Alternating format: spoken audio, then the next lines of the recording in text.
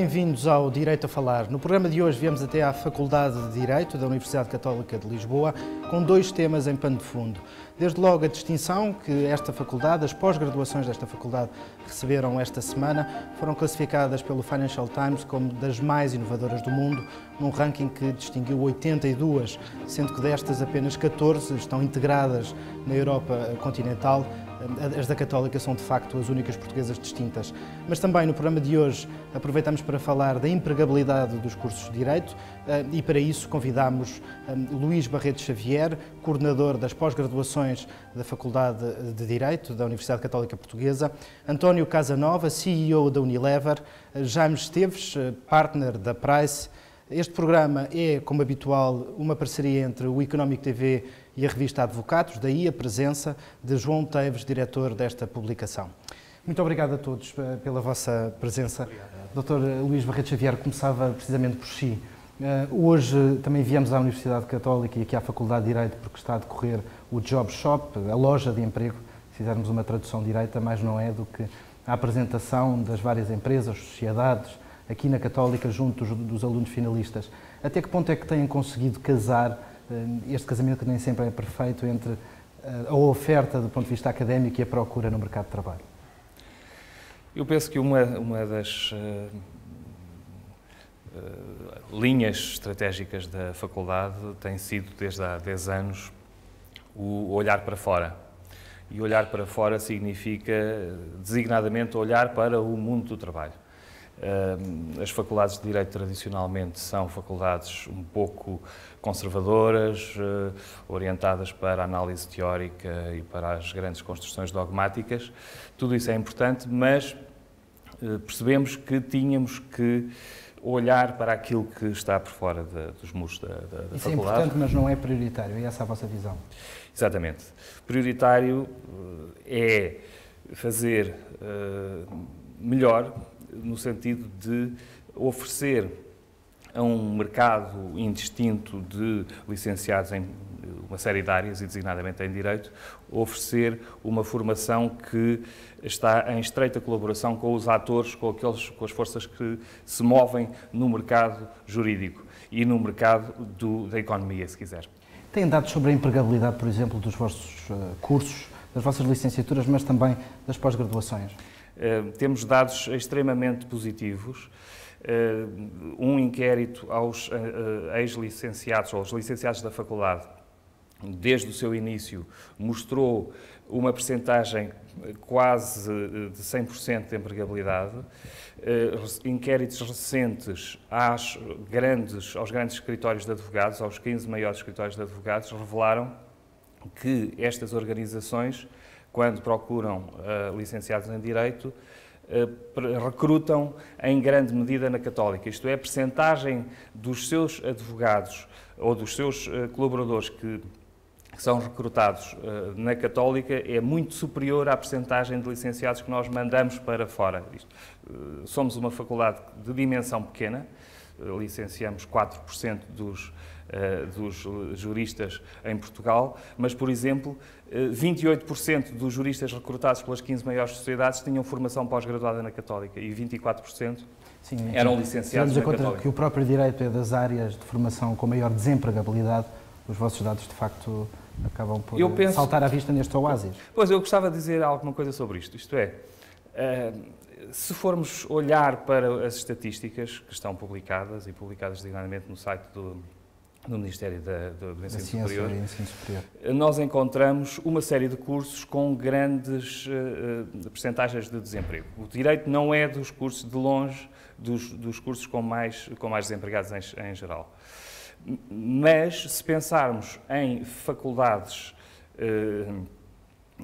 se desagregarmos esses dados por faculdades, chegaremos à conclusão de que aquelas faculdades que se distinguem, no fundo, por uma preparação que é orientada para fornecer certo tipo de competências para os respectivos licenciados, formação que está muito em linha com o que se faz de melhor nas boas faculdades estrangeiras e, sobretudo, faculdades que perceberam a evolução do mundo jurídico internacional para num sentido de uma transnacionalização, de europeização, está à vista, não é? A influência do direito europeu e das instituições europeias. Mas a globalização no mundo dos negócios também.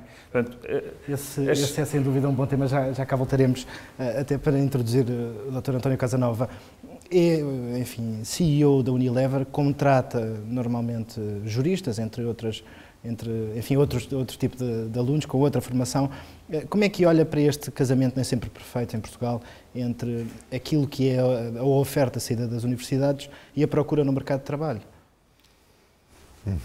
Dois temas diferentes. Hoje em dia, juristas, depois de uma grande tradição antiga de termos dentro de casa, hoje em dia tipicamente subcontratamos. Portanto, hoje em dia, a maior parte da nossa assistência jurídica é feita recorrendo a escritórios exteriores, contrariamente, por exemplo, a uma dezena de anos, onde de facto tínhamos um gabinete jurídico dentro de casa. Ele hoje em dia é basicamente um esqueleto de subcontratação.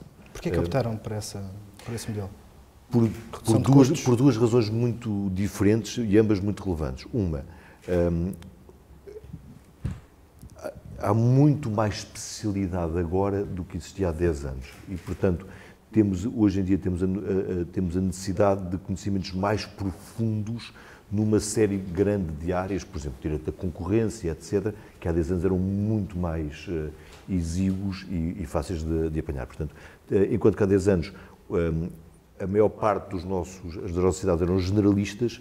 Poucos juristas in-house conseguiam dar resposta a todas as vossas áreas. Hoje em dia já não. É verdade, e portanto temos a necessidade fiscal, por exemplo, quer dizer, hoje em dia há uma série de necessidades muito específicas que é difícil manter esse conhecimento dentro de casa. Essa é a primeira grande razão. A segunda é uma razão de flexibilidade. De facto, nós temos em muitas zonas picos de trabalho e vales de trabalho. Portanto, temos zonas onde provavelmente um jurista ou um gabinete que fosse desenhado para ter um tamanho médio teria momentos onde estava claramente subaproveitado e teríamos outros momentos onde a casa não daria vazão. E, portanto, este sistema é, nesse sentido, muito mais adaptado à frequência de trabalho. Portanto, especialidade e a carga de trabalho. E ao lidar com as sociedades, como é que se sente do ponto de vista da formação, como é que têm evoluído, de certa forma, os juristas com quem normalmente lidam?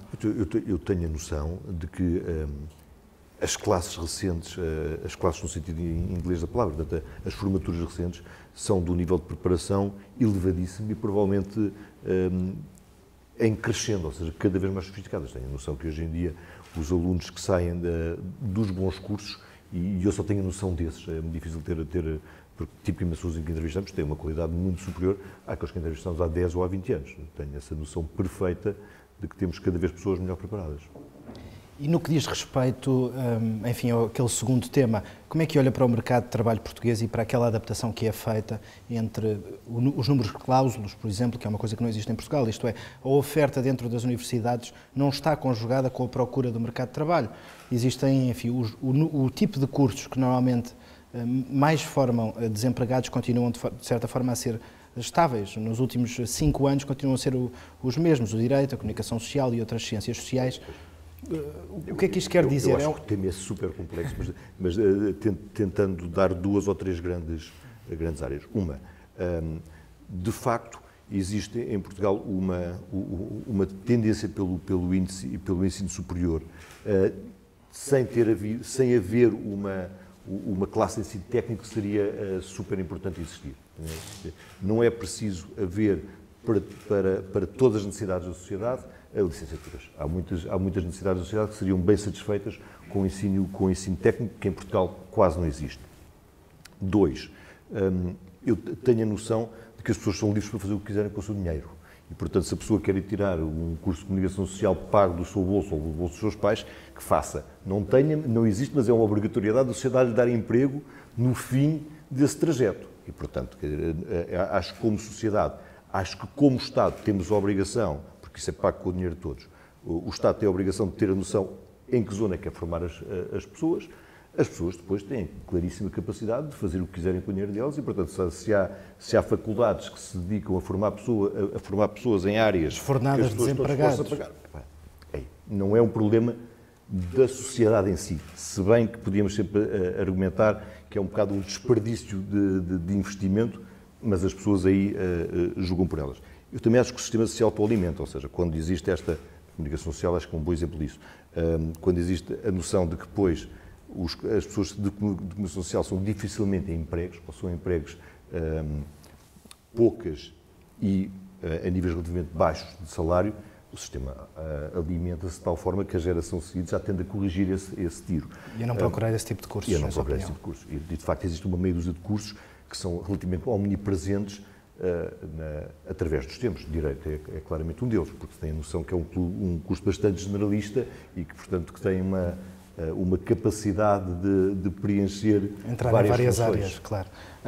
Dr. Jaime Esteves é partner da Price. Como é que olha, enfim, para este problema que nem sempre é conjugável entre a oferta que sai da universidade e a procura no mercado de trabalho? Do nosso ponto de vista, quer nos vários segmentos em que atuamos, auditoria, consultoria e fiscalidade, que é aquele a que eu pertenço, de alguma forma não nos damos egoisticamente mal com o problema, porquanto temos, eventualmente, um conjunto grande de candidatos, os quais nos permitem escolher com larga margem enfim, com grande capacidade de escolha. E sente isso que dizia o Dr. António Casanova, isto é que, de facto, estamos perante as gerações melhor preparadas do que há memória? Eu diria, enfim, talvez não as melhores preparadas, mas bem preparadas.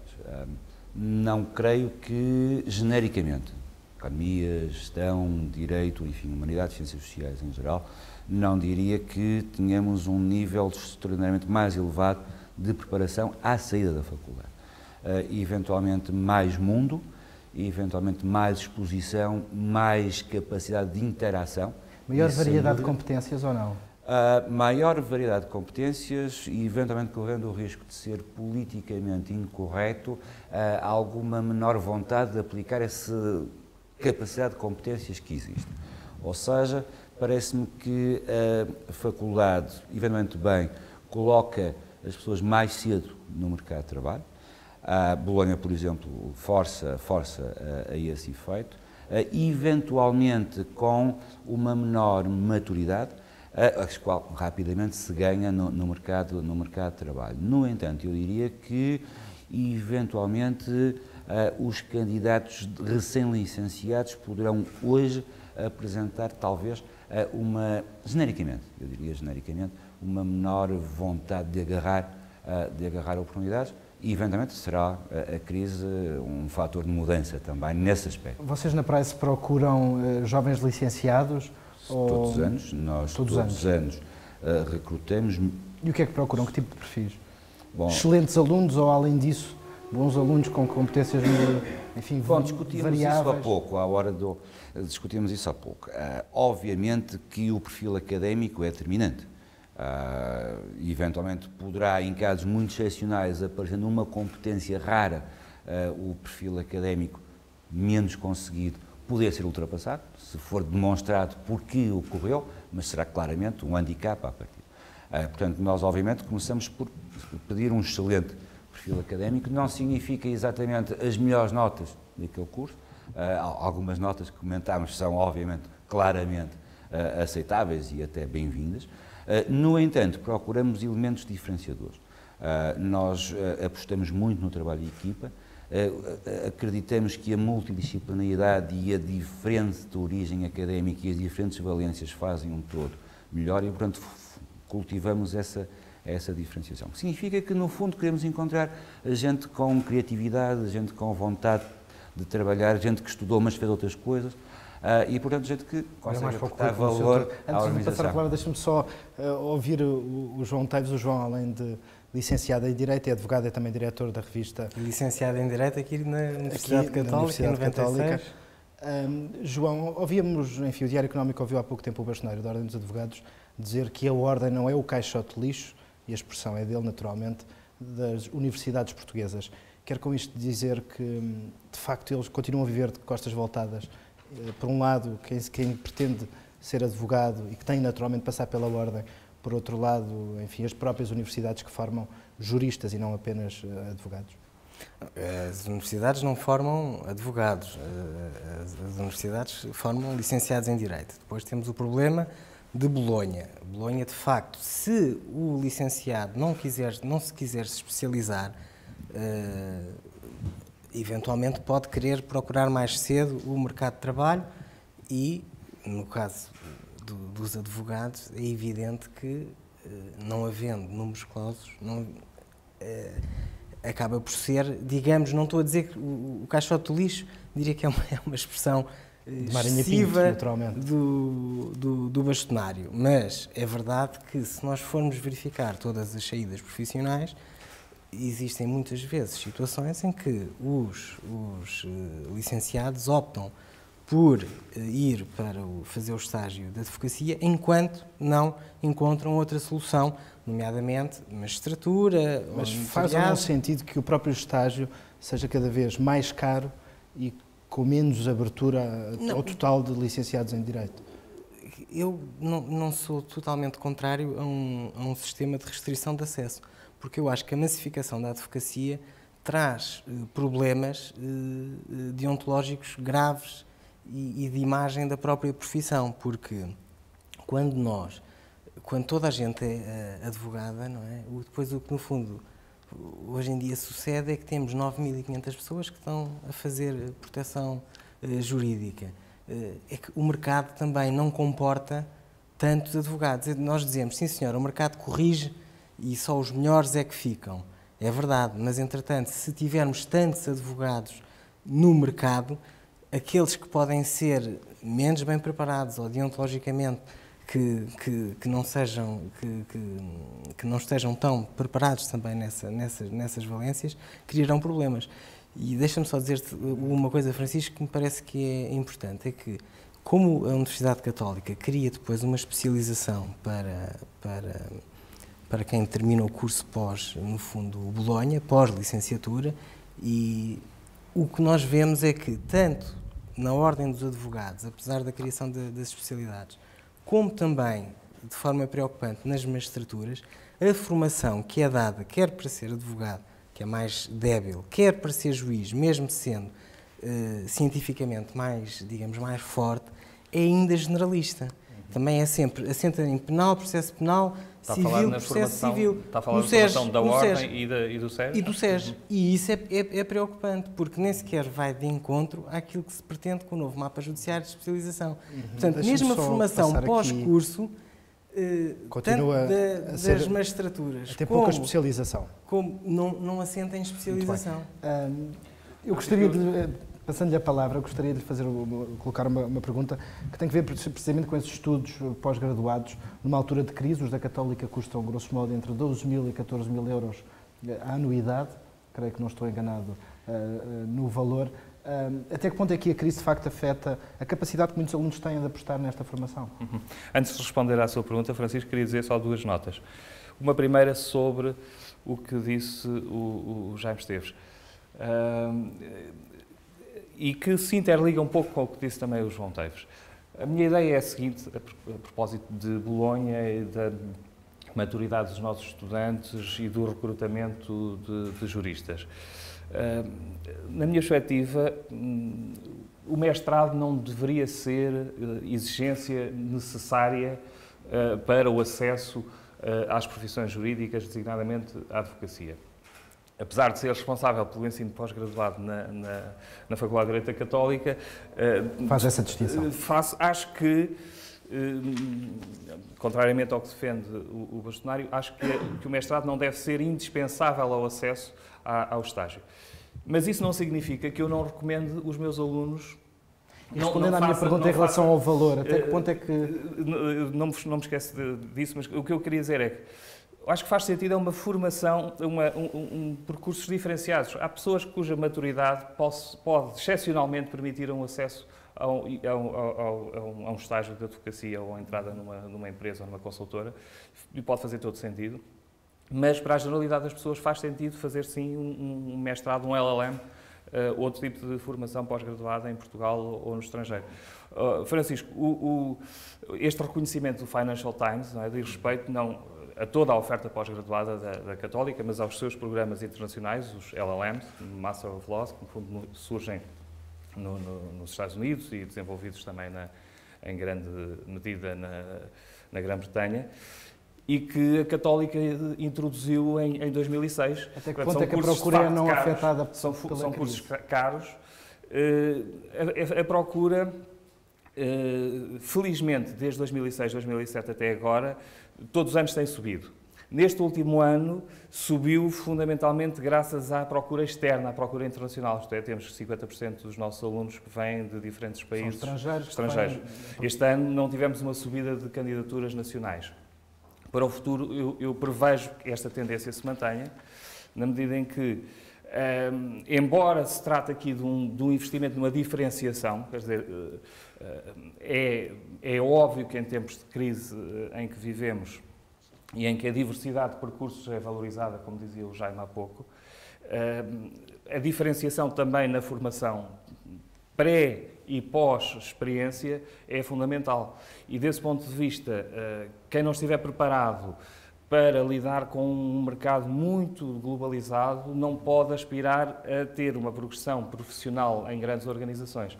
Agora, o que me parece é que as faculdades em geral, e a Católica tem feito um esforço grande nesse sentido, para as faculdades oferecem programas diferentes, isto é, não apenas programas lecionados em inglês para um público internacional sobre matérias bastante sofisticadas, mas oferecem também formações não tão caras, porque não recorrem tanto a professores de grandes universidades estrangeiras, mas alguns grandes professores que vêm cá vêm precisamente, nossas, enfim, de escolas estrangeiras muito conhecidas. Dr. António Casanova estudou na London School of Economics. De onde vêm alguns dos nossos professores. De onde vêm alguns dos vossos professores, daí a minha pergunta.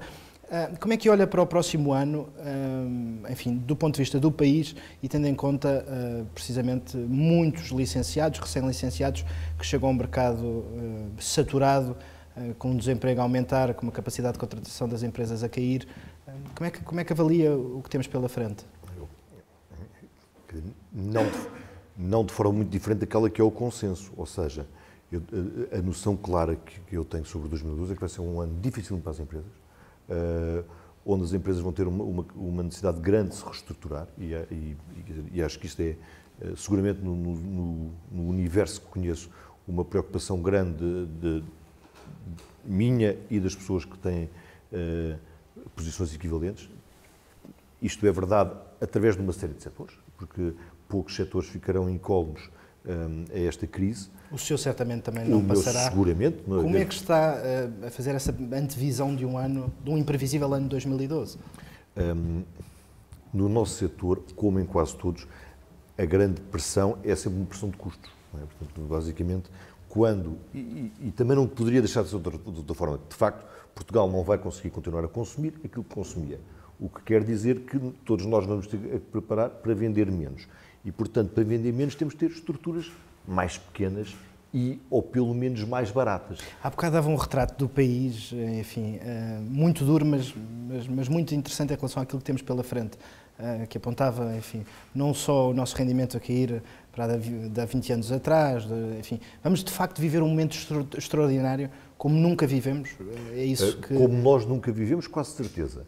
Como Portugal já terá vivido algumas vezes, seguramente. Quer dizer, já houve outros momentos de Portugal que foram dramáticos do ponto de vista da situação financeira do país. E olhando para as principais variáveis económicas, o que é que mais teme? A queda do consumo, a queda do investimento, o aumento do desemprego? A que eu acho que vai ter um efeito sociológico mais pesado é o aumento do desemprego, sobretudo do desemprego jovem. Quer dizer, nós podemos preparar para ter... nós podemos estar, daqui a 20 anos, a ter uma geração de pessoas que nunca trabalhou. E podemos estar a entrar, em alguns casos, em gerações de pessoas, como já existe em alguns outros países, em gerações em que os pais também nunca trabalharam e os filhos também se preparam para nunca trabalhar. Apesar de qualificadas essas pessoas? Tipicamente não. Tipicamente serão sempre as menos qualificadas e serão, enfim, qualificadas... Os dados do desemprego continuam, aliás, a dizer isso, enfim. A manutenção no desemprego reduz à medida que a formação vai aumentando. Claro. E, portanto, obviamente, isto é sempre uma preocupação de menos qualificação e, portanto, por inerência disso, das classes sociais mais baixas. Mas, de um ponto de vista sociológico, é que já não é do ponto de vista económico, é de um ponto de vista sociológico, tem repercussões difíceis de entender sequer. E como é que se lida com, como acabava de antever, a possibilidade de termos pela frente uma geração que nunca trabalhou e que nunca irá trabalhar, enfim, durante uma série de anos. O que é que isto provocará do ponto de vista social, dos próprios padrões, por exemplo, de consumo? Acho que é um peso enorme para quem trabalha. Ou seja, obviamente, isto é a mesma coisa que levar um fardo às costas. Quem trabalha tem que trabalhar para ele e para a sociedade amparar os que não trabalham.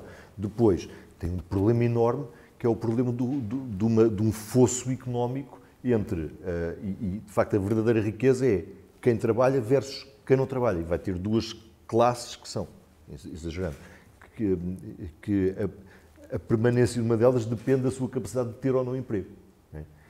Onde depois, obviamente, vai ver todos os fenómenos de corporativismo, que é quem tem, como já vê, não é? Quem tem um emprego a tentar defendê-lo ao outrance e quem não o tem a tentar ver se consegue aceder a ele. E isso é muito... A grande dicotomia vai ser entre quem tem emprego e quem não tem emprego versus muito mais do que tipo de emprego é que se tem.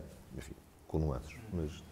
Dr. Jaime Esteves, tem-se falado muito do aumento da carga fiscal e, de facto, no próximo ano teremos um aumento extraordinário da carga fiscal.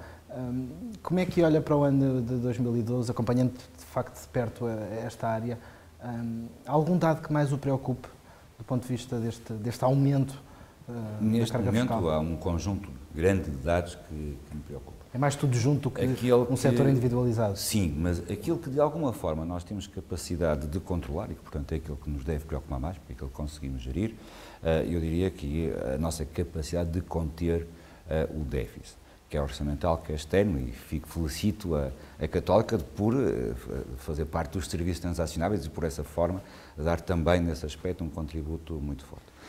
E, portanto, a capacidade de controlarmos o déficit seria fundamental, do meu ponto de vista, porquanto só após esse controle estaremos em condições de permitir que a economia respire novamente e, de alguma forma, controlar o aspirador fiscal a que temos estado sujeitos. Mas eu referia mais a esse aspirador, ou seja, aquilo que me está certamente a referir é que, de facto, o objetivo é esse, é nobre, é incontornável, sabemos, não há um segundo caminho, basta olhar para os objetivos definidos pela Troika. A verdade é que, para lá chegarmos, a carga fiscal irá aumentar substancialmente. Para lá chegarmos, nós temos um conjunto forte de responsabilidades a cumprir, a qual terá que partir de receitas e, portanto, isso significa que no próximo ano, seguramente que os níveis de tributação a que estamos habituados vão continuar a aumentar. Há pouco comentávamos que eventualmente estaremos com níveis de 90 se 2012 não for um ano de início de consolidação por redução de despesa mais do que por repressão esporádica da despesa que vai ocorrendo. Eventualmente em 2013 estaremos a dizer que talvez estejamos na década de 80, novamente, espero que isso não aconteça, e portanto os níveis de tributação vão aumentar. Para além dos níveis de tributação aumentarem, a questão que se coloca é que tributação vamos ter. A minha pergunta é essa, preocupa-lhe mais do lado do consumo ou do lado do rendimento, por exemplo? Eu diria que, neste momento, mais uma vez, dou uma redundância de todos os níveis, logo que possível, eu admito que o peso da tributação direta tende a ser reduzido incrementando a tributação indireta. Isto porquê? Porque ela, como tem sido discutido, tem um efeito indolor, de alguma forma é menos perceptível quanto o pagamento, mais fácil de controlar, adicionalmente tem algum impacto na economia real, na exata medida em que não penaliza bens e serviços transacionáveis. Se fizesse a pergunta assim do lado do consumo, preocupa certamente o aumento, não é? Porque é o seu negócio. Sim, é verdade, mas mesmo tirando daquilo que é o meu negócio para aquilo que é uma perspectiva macroeconómica, existe uma grande vantagem nos impostos diretos, não é? Porque são aqueles que de facto são pagos por toda a sociedade.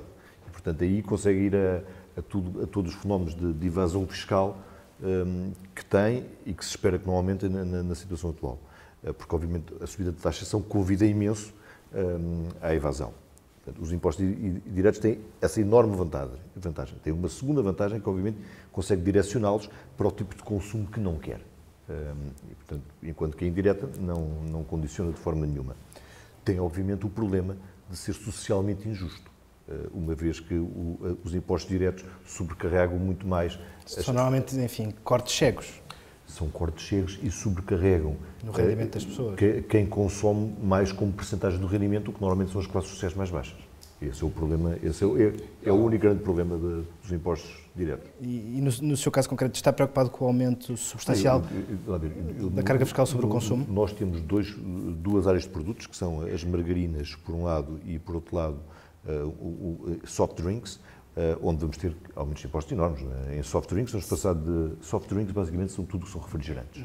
Portanto, passaremos de cargas de 6% para 23%. Portanto, no caso das margarinas? No caso das margarinas, de 13% para 23%. E esse é, talvez, de todos, se me permite só um parágrafo, esse é de todos aquele que mais me preocupa, porque a prazo vai-se refletir na saúde pública, uma vez que as manteigas mantém os 6% apenas porque são da zona dos laticínios. E o óleo também passa para 23%. E o óleo também passa para 23%. Enfim, portanto, para falarmos aqui, estamos com um programa de facto, enfim, muito variado, partimos do direito e estamos a terminar em casos concretos, principalmente da carga fiscal. A evasão da tributação direta também existe e no fundo, e que acaba por ter o seu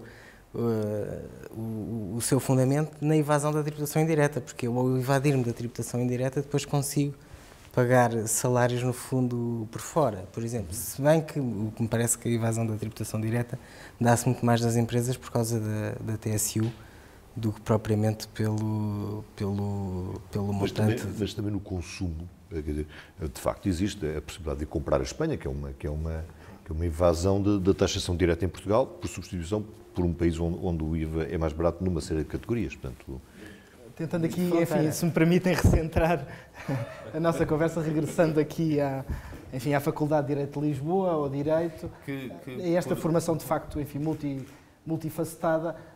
Como é que aqui na Faculdade estão a perspectivar o próximo ano, do ponto de vista, enfim, não só da oferta que têm para os próprios alunos, mas muitas das vezes a capacidade que esses alunos têm em vir estudar para a Universidade Católica e obter estas competências? Muito bem.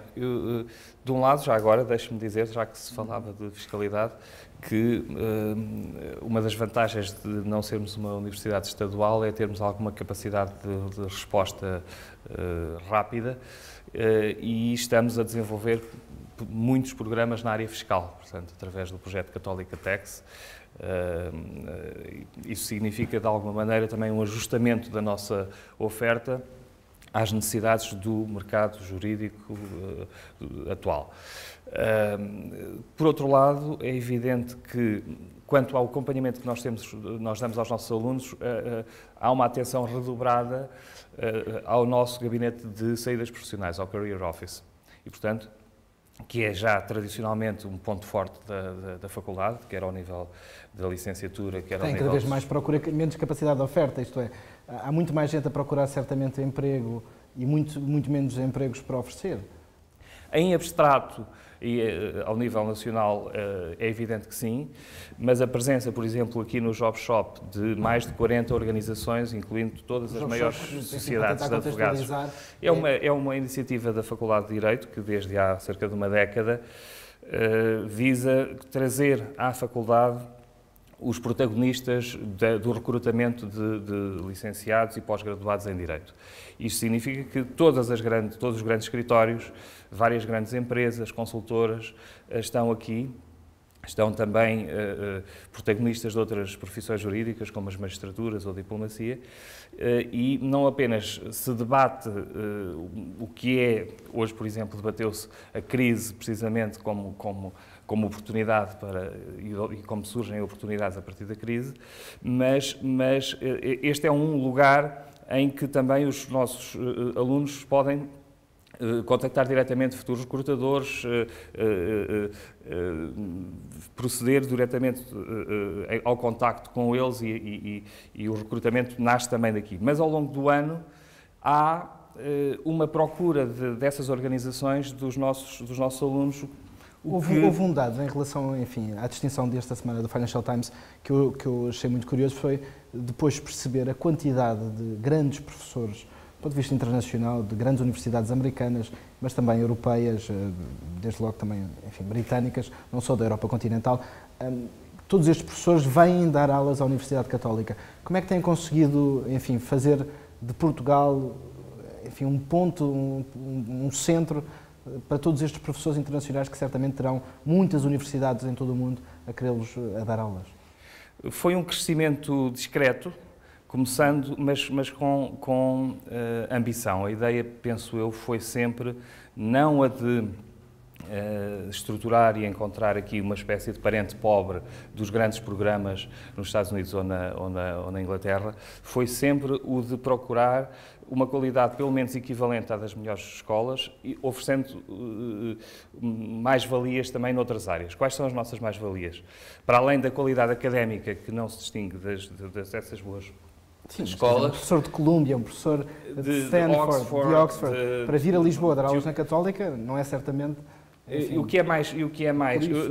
Eu penso que há vários fatores que estão na base disso. Primeiro é o de que há um entusiasmo que se traduz na circunstância de que nós aqui não visamos ensinar direito português. Não é isso que ensinamos nesses programas da LLM, ensinamos noutros programas. Nesses programas ensinamos direito europeu, ensinamos direito da Common Law, ensinamos direito transnacional dos negócios. É o mundo. E quem trabalha com o mundo. Isto é, temos alunos austríacos, alemães, polacos, americanos, brasileiros, angolanos, chineses, turcos. Temos uma chinesa, ainda o mercado chinês é uma prioridade para o futuro, não temos ainda sido muito bem sucedidos nessa captação de públicos, mas as pessoas encontram aqui uma visão que é, penso eu, de alguma maneira, prospectiva. Isto é, nós não estamos a olhar para o que foi o passado dos sistemas jurídicos, caminhando um pouco isolados. Estamos a ver a evolução, que é uma evolução que está a par da economia, que hoje é absolutamente evidente a sua interligação entre todas as economias, temos sentido isso na pele, reflete-se no campo jurídico. E, portanto, esse projeto vale, e estes professores que vêm lecionar aqui não vêm uma vez por graça e depois regressam e não querem voltar, pelo contrário, querem permanecer. Já tem uma ligação direta. Professores, por exemplo, como o diretor do Centro de Direito Europeu do King's College, o professor Peter Kaut, que tradicionalmente lecionava no Colégio da Europa, para além do King's College, que é a sua escola de origem, disse-me há um mês e meio que tinha decidido concentrar a sua lecionação e ia passar a sair apenas para uma escola no estrangeiro. E deixou o Colégio da Europa e vem fica, então, duas vezes a Portugal. Sem dúvida, uma boa notícia para a Universidade Católica. João, tu tiraste o curso aqui, como é que tu vês esta internacionalização da Universidade? Vejo muito bem, era precisamente aquilo que eu estava a dizer há pouco, Francisco, que me parece que se a Universidade Católica fez esse trabalho, no fundo de procurar até novos mercados, novas especializações, a internacionalização, o mesmo não se passa depois a nível nacional com os atores judiciários na sua formação, e isso é um trabalho que é preciso fazer. Como é que eu vejo neste momento e, enfim, para o ano que vem, o que se irá passar? Eu tomei aqui, enfim, nota aqui do Dr. António Casanova, quando referiu que teremos estruturas mais pequenas e mais baratas, e isso, de facto, será um problema para os novos licenciados, porque nós vivemos nos últimos 10 anos sempre um boom das sociedades com estruturas crescentes, cada vez maiores, e que conseguiam efetivamente absorver grande parte dos licenciados ou aqueles de maior qualidade de manobra é de facto muito menor. É menor. Sendo certo que, sendo estruturas pequenas e, na segunda versão, mais baratas, não significa que um recém-licenciado também não possa ter a sua oportunidade. O que vejo como problema depois é, na sua ascensão como associado na carreira, é que será feita uma triagem maior, o que não significa que, se calhar, neste momento até podem ir para as sociedades. Agora, a ascensão que era feita até ser sócio de uma sociedade será certamente Deixa-me aproveitar diferente. a tua ideia, até porque temos, enfim, escassos minutos. Dr. António Casanova, continuam a conseguir oferecer na sua empresa uma carreira a um recém-licenciado? Ou, enfim, já não é possível falar em carreira nos dias de hoje? Não, sim, mas tipicamente não uma carreira jurídica, ou seja, ou pelo menos em direito. Mesmo as pessoas... Aqui até falava mais lato sensu. Mas esse senso lato, sim.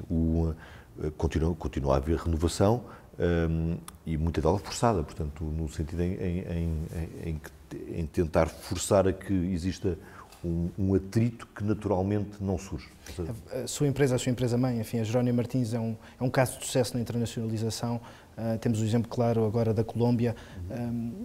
Como é que vocês tentam conjugar a contratação em Portugal e a vossa, enfim, capacidade de colocar lá fora muitos destes quadros? A internacionalização da Jerónimo Martins, e aqui estou a falar um bocadinho sobre um acionista meu, portanto não gostaria de falar muito, mas do que eu conheço dela, tem sido sempre feita com um número muito limitado de quadros portugueses. Ou seja, existe de facto uma colocação inicial de quadros, mas depois a esmagadora maioria, mesmo dos quadros, são locais. Eu julgo que na Polónia hoje em dia existem talvez 5 portugueses numa empresa que deverá ter 40 mil empregados. Quer dizer, portanto, obviamente este é o CEO local, é uma parte importante da Comissão Executiva local, mas tendencialmente também da geral do esse palco, enfim, as pessoas que aí se encontram. Dr. Jaime Esteves, e na Price, como é que funciona? Vocês, quando contratam, preocupam-se com a internacionalização dos vossos próprios quadros? Nós os portugueses que entram na Price poderem trabalhar lá fora? Sim. Nós consideramos a internacionalização fundamental por 2 aspectos. Desde logo, enfim, diria que egoisticamente, obviamente, temos alguns, estando presente em 156 países, temos alguns mercados em que há uma clara falta de técnicos qualificados e, obviamente, se pudermos ajudar essas nossas congêneres, enfim, assim o fazemos. Por outro lado, também, enquanto carreira, enquanto capacidade de promover as nossas pessoas ao longo da sua carreira até à posição de sócio no final.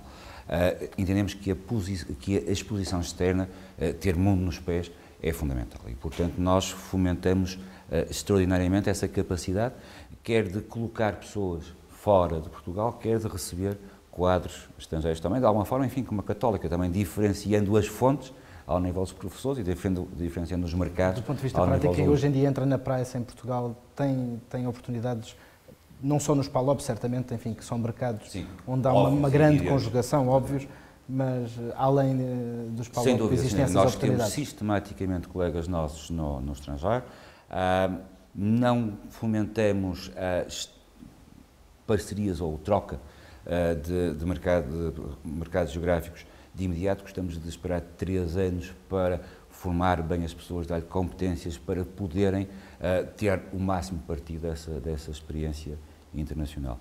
Estes 3 anos iniciais nós gostamos de formar as pessoas, dar-lhe capacidade de trabalho, dar-lhe competências de trabalho em equipa, enfim, e também folgamos muito que a Católica, nomeadamente, permita esta exposição, atraindo cá os melhores formadores e, de alguma forma, contribuindo também para criar aqui uma língua franca ao nível do direito.